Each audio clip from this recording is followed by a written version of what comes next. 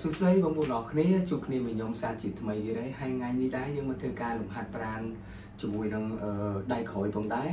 ហើយថ្ងៃនេះខ្ញុំចូលមក4ក្បាច់បងប្អូនចង់ដឹងថាខ្ញុំហាត់មិនខ្លះតោះទៅចូលរួមទស្សនាមួយខ្ញុំទាំងអស់គ្នា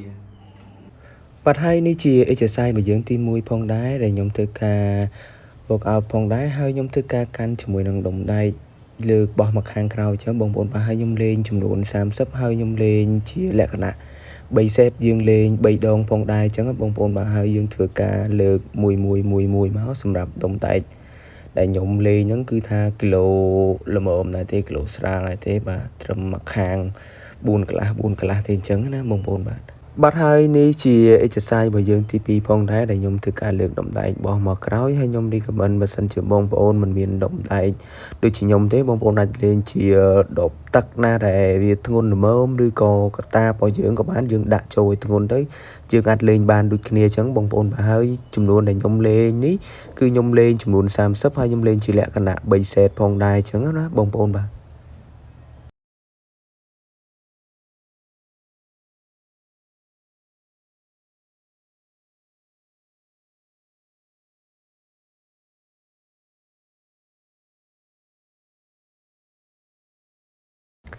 សម្រាប់ exercise របស់យើងទី3វិញខ្ញុំធ្វើការដាក់ដៃរបស់ខ្ញុំទប់ជាប់នឹងកៅអីហើយខ្ញុំធ្វើការធ្លាក់ខ្លួនរបស់ខ្ញុំចុះមកក្រោយអញ្ចឹងហើយចំនួនដែលខ្ញុំលេងគឺខ្ញុំលេងយកត្រឹម20ទេហើយខ្ញុំលេងយក3ដងខ្ញុំលេងជាលក្ខណៈ3 set អញ្ចឹងណាបងប្អូនហើយយើងធ្វើការលេងហើយយើងធ្លាក់ខ្លួនរបស់យើងចុះមកមួយមកនឹងក៏ធ្វើឲ្យដៃក្រោយខាងក្រោយរបស់យើងនឹងតឹងដែរអញ្ចឹងណាបងប្អូនបាទសម្រាប់បងប្អូនចង់លេងជាច្រើនចំនួនលេងលើសខ្ញុំទៀតក៏បានដែរសម្រាប់បងប្អូនអញ្ចឹងណាសម្រាប់ exercise របស់យើងទី4វិញខ្ញុំធ្វើការបោះដៃរបស់យើងមកក្រោយផងដែរដោយគីឡូហ្នឹងគឺស្រាលទេអញ្ចឹងណាបងប្អូនសម្រាប់ខ្ញុំលេងយកចំនួនត្រឹមតែ20ទេហើយខ្ញុំលេងជាលក្ខណៈ3 set ផងដែរ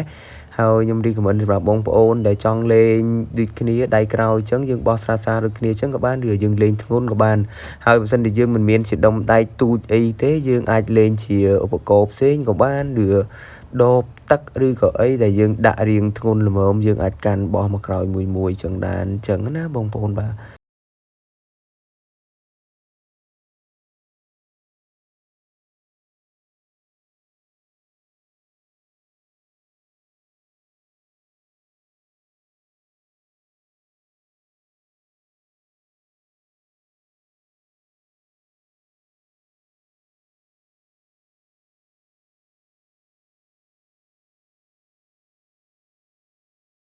បាទហ្នឹងហើយវីដេអូរបស់ខ្ញុំមានតែប៉ុណ្្នឹងទេ4ក្បាច់ថ្ងៃហ្នឹងហើយបងប្អូនអាចសាកនៅផ្ទះបានអញ្ចឹងណាហើយ